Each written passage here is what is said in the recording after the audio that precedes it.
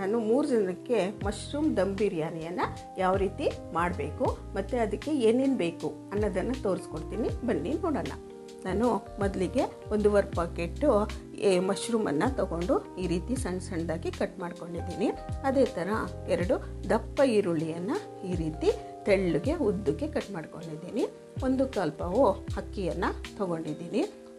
ಸ್ವಲ್ಪ ಎಣ್ಣೆಯನ್ನು ತೊಗೊಂಡಿದ್ದೀನಿ. 1-2 ಸ್ಪೂನ್ ತುಪ್ಪ ತೊಗೊಂಡಿದ್ದೀನಿ. 1 ಕಪ್ಪು ಮೊಸರು ಮತ್ತು ಇದಕ್ಕೆ ತಕ್ಕನಂತೆ ನಾನು ಶುಂಠಿ ಬೆಳ್ಳುಳ್ಳಿ ಪೇಸ್ಟನ್ನು ಮಾಡ್ಕೊಂಡು ಇಟ್ಕೊಂಡಿದ್ದೀನಿ. ಮತ್ತು ಪಲಾವ್ ಸಾಮಾನುಗಳನ್ನು ಸಹ ನಾನು ತೊಗೊಂಡಿದ್ದೀನಿ. ಸ್ವಲ್ಪ ಪಲಾವ್ ಎಲೆ, ಸ್ವಲ್ಪ ಸೋಂಪು, ಸ್ವಲ್ಪ ಕಸೂರಿ ಮೇಥಿ, ಒಂದು ಏಲಕ್ಕಿ, ಸ್ವಲ್ಪ ಕಲ್ಲು ಹೂವು ಮತ್ತು ಸ್ವಲ್ಪ ಸ್ಟಾರ್ ಹೂವು ಮತ್ತು ಒಂದು ಚಕ್ಕೆ, ಒಂದು ಲವಂಗವನ್ನು ತೊಗೊಂಡಿದ್ದೀನಿ. ಅದೇ ಥರ ಸ್ವಲ್ಪ ಕಾಲು ಕಟ್ಟು ಮೆಂತ್ಯ ಸೊಪ್ಪನ್ನು ತೊಗೊಂಡಿದ್ದೀನಿ. 3 ಟೊಮೊಟೊ ಕಟ್ ಮಾಡ್ಕೊಂಡಿದ್ದೀನಿ. ಸ್ವಲ್ಪ ಕೊತ್ತಂಬರಿಯನ್ನು ಕಟ್ ಮಾಡಿಕೊಂಡು ಇಟ್ಕೊಂಡಿದ್ದೀನಿ. ಮತ್ತು ಸ್ವಲ್ಪ ಖಾರದ ಪುಡಿ ಅಂದರೆ ಮೆಣಸಿನ್ಕಾಯಿ ಪುಡಿ, ಸ್ವಲ್ಪ ಧನಿಯಾ ಪೌಡರು, ಸ್ವಲ್ಪ ಇದು ಬೀಸ್ಕೊಂಡಿರುವಂತಹ ಕಾಳು ಮೆಣಸಿನ ಪುಡಿ ಇಟ್ಕೊಂಡಿದ್ದೀನಿ. ಸ್ವಲ್ಪ ಅರಿಶಿನ ಪುಡಿ, ಒಗ್ಗರಣೆಗೆ ನಾನು ಸ್ವಲ್ಪ ಸಾಸಿವೆಯನ್ನು ಇಟ್ಕೊಂಡಿದ್ದೀನಿ. ಮತ್ತು ರುಚಿಗೆ ತಕ್ಕಷ್ಟು ಉಪ್ಪನ್ನು ಬಳಸ್ತೀನಿ. ಈಗ ಯಾವ ರೀತಿ ಮಾಡೋದು ಬನ್ನಿ ನೋಡೋಣ. ಬಿರಿಯಾನಿಯ ಮಾಡ್ತಾ ಇರೋ ಕಾರಣ ಫಸ್ಟು 70% ಅಕ್ಕಿಯನ್ನು ನಾನು ಬೇಯಿಸ್ಕೋಬೇಕು. ಅದಕ್ಕೋಸ್ಕರ ನೀರನ್ನು ಇಟ್ಟಿದ್ದೀನಿ. ಈಗ ನಾನು ಅಕ್ಕಿಯನ್ನು ತೊಳ್ಕೊಂಡು ಬರ್ತೀನಿ. ಬೆಚ್ಚಗಾಯಿತು ನೀರು. ಈಗ ನಾನು ಇದಕ್ಕೂ ಸ್ವಲ್ಪ ಮಸಾಲೆ ಸಾಮಾನನ್ನು ಸೇರಿಸ್ತಾ ಇದ್ದೀನಿ. ನೋಡಿ, ಅಕ್ಕಿಗೆ ನೀರು ಮಳ್ತಾ ಇದೆ. ಈಗ ನಾನು ಅಕ್ಕಿಯನ್ನು ಸೇರಿಸ್ತೀನಿ.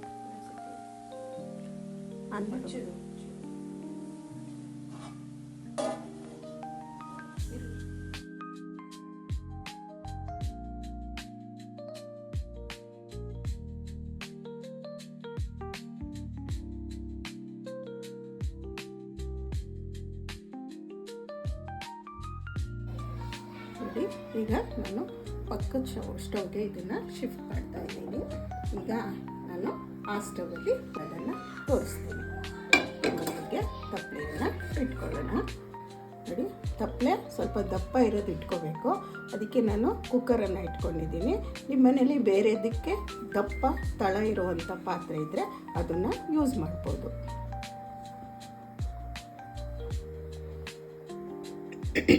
ಈಗ ನಾನು ಎಣ್ಣೆಯನ್ನು ಹಾಕ್ತಾ ಇದ್ದೀನಿ.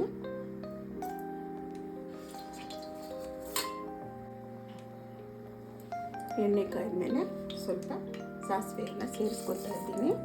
ಅದು ಚಟಪಟ ಆಗಲಿ ಸಿಡಿದು ಅದಕ್ಕೆ ಮಸಾಲೆ ಸಾಮಾನನ್ನು ಸೇರಿಸ್ತೀನಿ.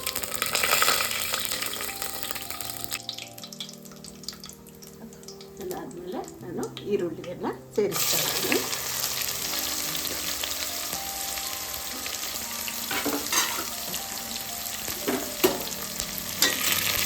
ಈರುಳ್ಳಿ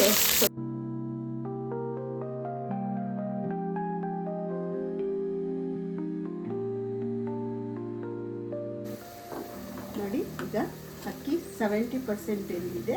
ಈಗ ನಾನು ಇದನ್ನು ಬಸ್ಕೊಂಡು ಸೈಡ್ನಲ್ಲಿ ಇಟ್ಕೊತೀನಿ, ಅಂದರೆ ಸೋಸೋಕ್ಕೆ ಇಡ್ತೀನಿ. ಮಾಡ್ದ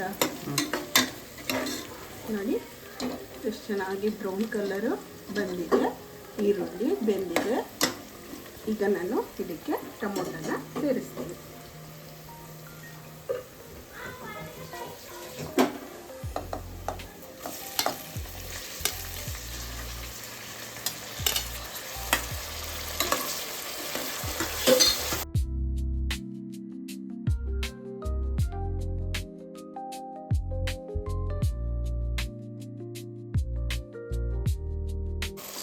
ನೋಡಿ, ಟೊಮೊಟೊ ಎಲ್ಲ ಎಣ್ಣೆ ಜೊತೆ ರಸವನ್ನು ರಸ ಬಿಡ್ಕೊಟ್ಟು ಈಗ ನಾನು ಶುಂಠಿ ಬೆಳ್ಳುಳ್ಳಿ ಪೇಸ್ಟನ್ನು ಸೇರಿಸ್ತೀನಿ.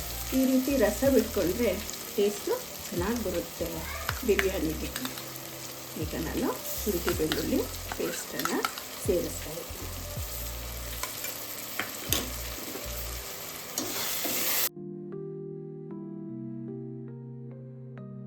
ಸೇರಿಸ್ತೀನಿ. ಮಶ್ರೂಮು ಸಹ ಎಣ್ಣೆಯಲ್ಲಿ ಸ್ವಲ್ಪ ಫ್ರೈ ಆಗಬೇಕು.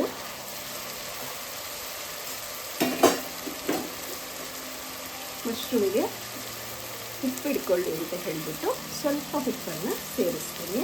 ನಾನು ಮೊದಲೇ ಹೇಳಿದ್ದೀನಿ ನಿಮಗೆ, ಉಪ್ಪನ್ನು ನೋಡ್ಕೊಂಡು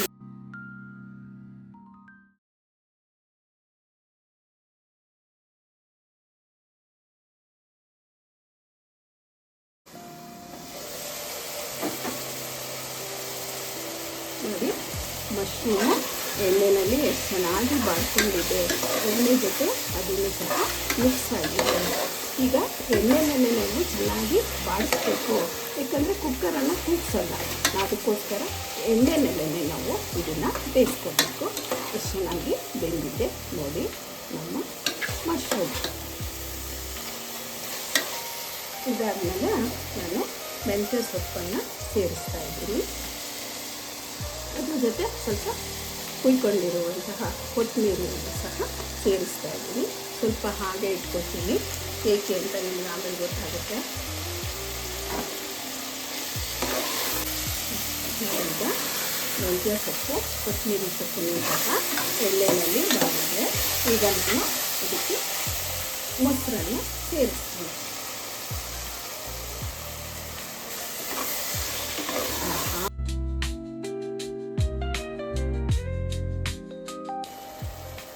ಚಿಲ್ಲಿ ಪೌಡರನ್ನು ನಿಮ್ಮ ಮನೇಲಿ ಎಷ್ಟು ಖಾರ ತಿಂತಾರೋ, ನೀವು ಎಷ್ಟು ಹಾಕಿದ್ದೀರೋ ಅಕ್ಕಿಯನ್ನು ಅದನ್ನು ನೋಡಿಕೊಂಡು ನೀವು ಹಾಕಿ. ನಾನು 1/4 ಪಾವ್ಗೆ ಎಷ್ಟು ಬೇಕೋ ಅಷ್ಟು ಖಾರವನ್ನು ಹಾಕ್ಕೊತಾ ಇದ್ದೀನಿ. ಒಂದು ಸ್ವಲ್ಪ ಅರಿಶಿನ ಪುಡಿ ಮತ್ತು ಸ್ವಲ್ಪ ಧನಿಯಾ ಪೌಡರು ಮತ್ತು ಸ್ವಲ್ಪ ನಾನು ಕಾಳು ಮೆಣಸಿನ ಪೌಡರನ್ನು ಹಾಕ್ತಾಯಿದ್ದೀನಿ.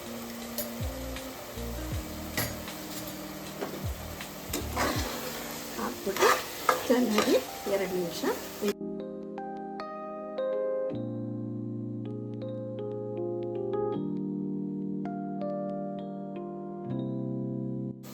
ಈಗ ಚೆನ್ನಾಗಿ ಬೆಂದಿದೆ.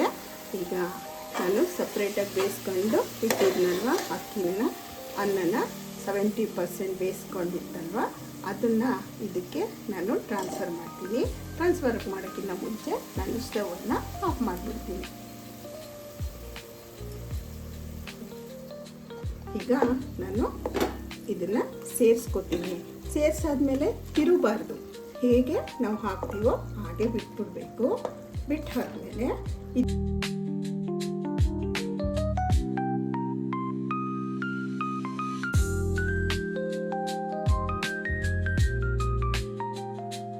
ತುಪ್ಪ ಇಟ್ಟಿದ್ನಲ್ವ ಅದನ್ನು ಸುತ್ತ ಹಾಕ್ತೀನಿ.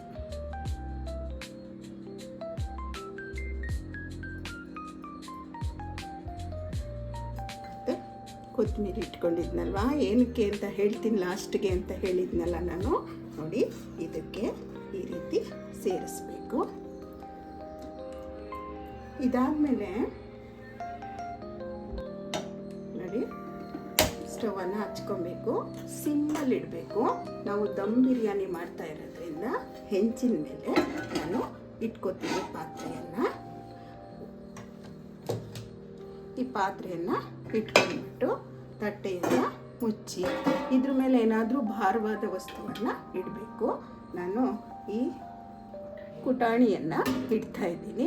ನಿಮ್ಮ ಮನೇಲಿ ಬೇರೆ ಯಾವುದಾದ್ರೂ ಕಲ್ಲಿದ್ರೂ ಸಹ ಇಡಬಹುದು.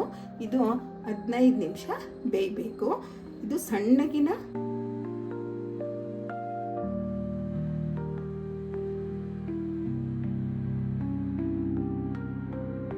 ನಾನು ಹೆಂಚಿನ ಮೇಲೇ ಮಿಕ್ಸ್ ಮಾಡ್ತೀನಿ.